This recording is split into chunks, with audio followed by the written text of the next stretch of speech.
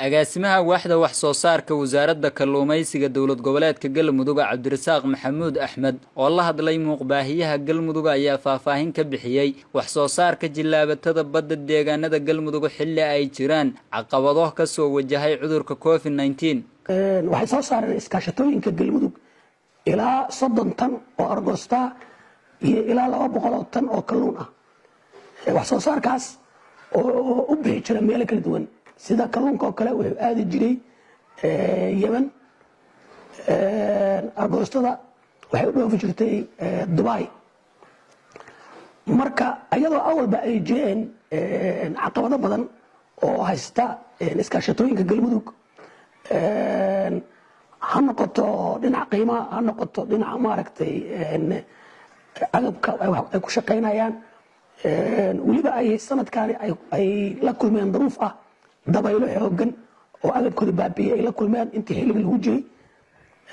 taasoo aysan wax saabada ka helin kalluumaysatada deegaanada dowlad goboleedka Galmudug ayaa waxaa saameyn ku yeeshay wax soo saarkooda cudurka COVID-19 oo dunida kala xiray sida uu mar kale sharaxaad ka bixinayo agaasimaha waaxda wax soo saarka wasaaradda kalluumaysiga Cabdirasaaq Maxamuud Axmed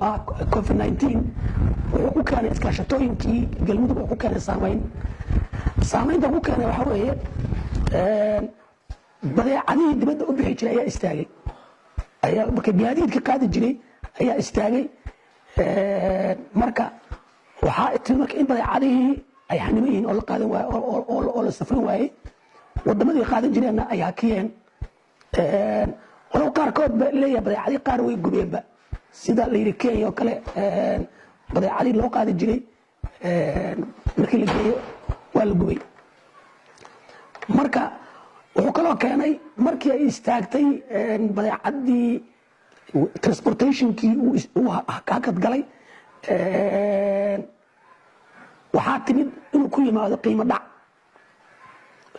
wax soo saarkii mar labaadna uu dhasho walaac ah yacni dadkii inay sii shaqeeyaan inay walaac ay keentay oo haddii la soo saaro wax soo saarkii ma la qaadan doonaa muxuu noqon doonaa waxaan intay socon doonaan in marka uu walaac u dhashay oo hadda ay jeenkii uu ku yimid qalqal badeecadiina ay hoos u dhaceen Saadaq Saciid Nuur Galmudug TV gaalkacyo